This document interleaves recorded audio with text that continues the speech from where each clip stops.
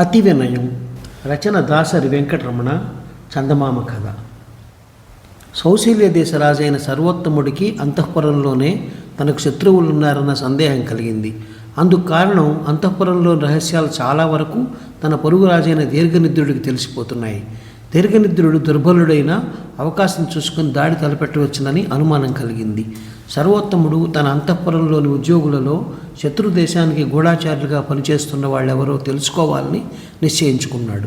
కానీ ఆయన ఎంత పరిశీలించినా అంతఃపుర ఉద్యోగస్తులందరూ తన పట్ల సమాన గౌరవాన్ని, భక్తిని చూపిస్తున్నట్లే కనిపించింది. వాళ్ళ రాజభక్తిలో ఏమాత్రం తేడా కనిపించడం లేదు. వాళ్ళల్లోంచి శత్రువులను ఏరడం అన్నది ఆయనకు పెద్ద చిక్కు సమస్యగా పరిణమించింది. ఒకరోజున ఆయన ఎంతో సూక్ష్మ బుద్ధి కలవాడని పేరు పొందిన ఆస్థాన విదూషకుడు దరహాసుని పిలిచి తన సమస్య వివరించి, దరహాస, ఏ విధంగానైనా సరే అంతఃపుర ఉద్యోగస్తుల్లో కపట రాజభక్తిని కనపరుస్తున్న శత్రువులను కనిపెట్టాలి. ఆ బాధ్యత నీకు అప్పగిస్తున్నాను అని చెప్పాడు. అందుకు దరహాసుడు, ప్రభు, అదెంత పని? తమను అనుమానిస్తున్నట్టు నిజంగానే శత్రుగూఢాచారులు అంతఃపురంలో ఉండడం జరిగితే వాళ్ళను క్షణాల మీద పట్టేయగలను అని వెంటనే అంతఃపుర ఉద్యోగులందరినీ రాజుగారి సమక్షానికి రావాల్సిందిగా కబురు పంపాడు. ఉద్యోగులందరూ వచ్చిన తర్వాత దరహాసుడు వాళ్ళతో, దేశాన్ని పరిపాలించే రాజు నిత్యం ఎన్నో సమస్యలతో సతమతమవుతూ ఉంటాడని మీకు తెలియంది కాదు. అలాంటి రాజుకు అతి అరుదుగా లభించే కొద్దిపాటి సమయాన్ని నిశ్చింతగా గడపాలంటే తన చుట్టూ తన మీద మంచి భక్తి విశ్వాసాలు ఉన్న ఉద్యోగులే ఉన్నారన్న నమ్మకం కలగాలి. మీ వంటి సమర్థులు, నిజాయితీపరులు, రాజభక్తి గలవారు అంతఃపుర ఉద్యోగులుగా దొరకడం మన రాజుగారి అదృష్టం. అందుకు ఆయన మీకు రుణపడి ఉంటారు. సరే, ప్రస్తుతానికి మీరందరూ రాజుగారి పాదాలకు మొక్కడమే కాక 10 సార్లు ఆయన చుట్టూ ప్రదక్షిణం చేసి వెళ్ళండి అన్నాడు.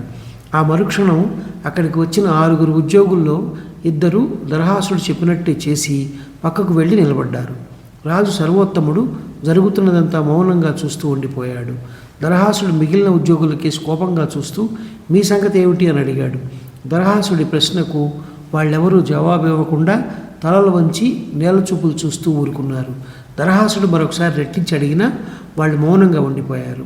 ఈసారి దరహాసుడు తీవ్ర స్వరంతో, ఎంత పొగరు, ఇప్పుడు మీరు నేను చెప్పినట్టు చేస్తారా లేక కొరత వేయించమంటారా అన్నాడు. ఆ మాటలతో ఆ 4 ఉద్యోగులు ఉన్న చోటు నుంచి కదిలి రాజుగారి పాదాలకు నమస్కరించి ఆయన చుట్టూ ప్రదక్షిణ చేయబోయారు.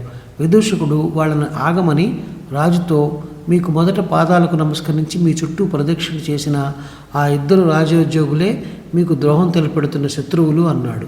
రాజు ఆశ్చర్యపోతూ, వాళ్ళు ద్రోహులని ఎలా రుజువు చేయగలవు అన్నాడు.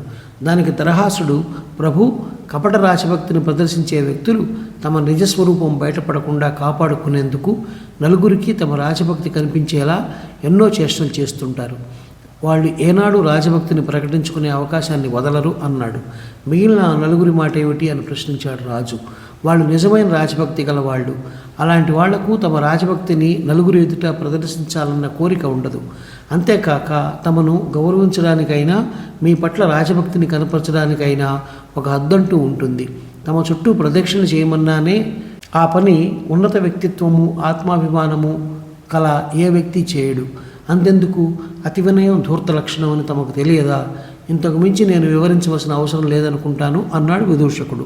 రాజుకు విదూషకుడు చెప్పిన దాంట్లో నిజం ఉన్నదనిపించి తన గూఢాచారుల నాయకుడిని పిలిపించి ఆ 2 రాజోద్యోగులను ప్రశ్నించి వాస్తవం ఏమిటో తెలుసుకోమన్నాడు.